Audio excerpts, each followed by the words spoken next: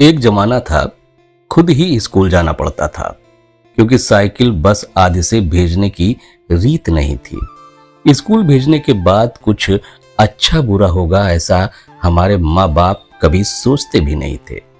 उनको किसी बात का डर भी नहीं होता था। पास नापास हमको यही मालूम था।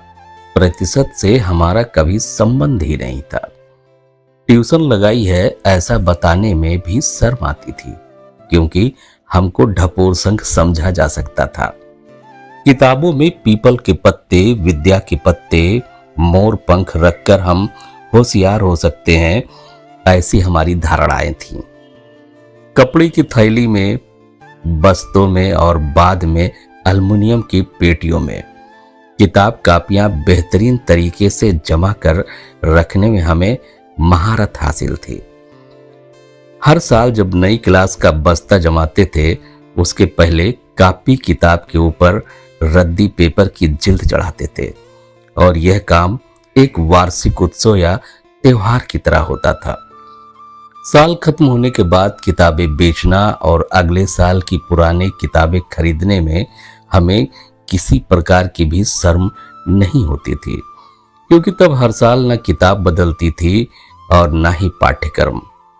हमारे माताजी पिताजी को हमारी पढ़ाई बोझ है ऐसा कभी लगा ही नहीं। किसी एक दोस्त को साइकिल के अगले डंडे पर और दूसरे दोस्त को पीछे कैरियर पर बिठाकर गली गली घूमना हमारी दिनचर्या थी। इस तरह हम ना जाने कितना घूमे होंगे।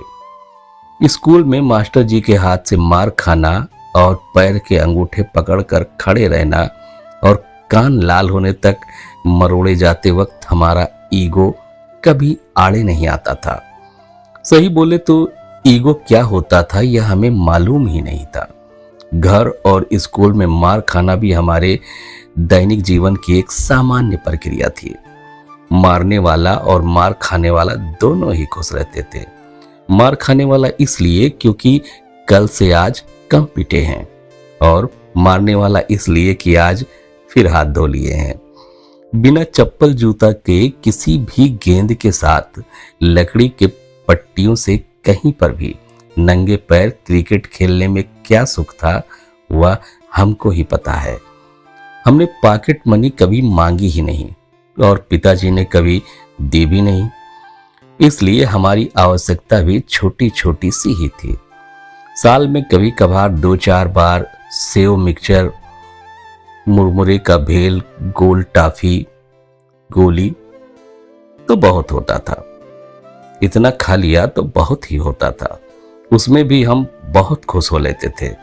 छोटी मोटी जरूरतें तो घर में ही कोई भी पूरी कर देता था क्योंकि परिवार संयुक्त होते थे।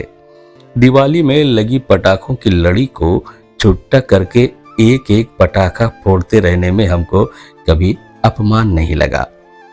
हम हमारे माँ बाप को कभी बता ही नहीं पाए कि हम आपको कितना प्रेम करते हैं क्योंकि हमको आई लव यू कहना ही नहीं आता था। आज हम दुनिया के असंख्य धक्के और डांट खाते हुए और संघर्ष करती हुई दुनिया का एक हिस्सा हैं। किसी को जो चाहिए था वह मिला और किसी को कुछ मिला कि नहीं क्या पता।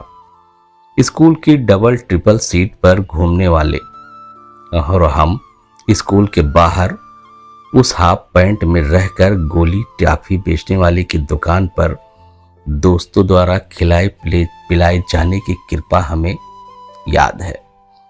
वह दोस्त कहाँ खो गए, वह बेर वाली कहाँ खो गई, वह चूरन बेचने वाली कहाँ खो गई, पता नहीं। हम दुनिया में कहीं पर भी रहे, पर यह सत्य है कि हम वास्तविक दुनिया में बड़े हुए हैं। हमारा वास्तविकता से सामना वास्तव में हुआ है। कपड़ों में सलवटें न पड़ने देना और रिश्तों में औपचारिकता का पालन करना हमें जमा ही नहीं। सुबह का खाना और रात का खाना, इसके सिवा टिफिन में अखबार में लपेट कर रोटी ले जाने का सुख क्या है आजकल के बच्चों को पता ही नहीं। हम अपने नसीब को दोष नहीं देते। जो जी रहे हैं वह आनंद से जी रहे हैं और यही सोचते हैं और यही सोच हमें जीने में मदद कर रही है। जो जीवन हमने जिया उसकी वर्तमान से तुलना हो ही नहीं सकती। हम अच्छे थे या बुरे थे नहीं मालूम, पर हमारा भी एक जमाना था। और सबसे जरूरी, आज संकोच से निकलकर दिल से अपने साक्षात देवी देवता तुल्य प्रातः स्मरणीय माता पिता भाई एवं बहन को कहना चाहता हूं कि आपके अतुल लाड प्यार और आशीर्वाद, लालन पालन व दिए गए संस्कारों का ऋणी हूं और आजीवन ऋणी रहूंगा।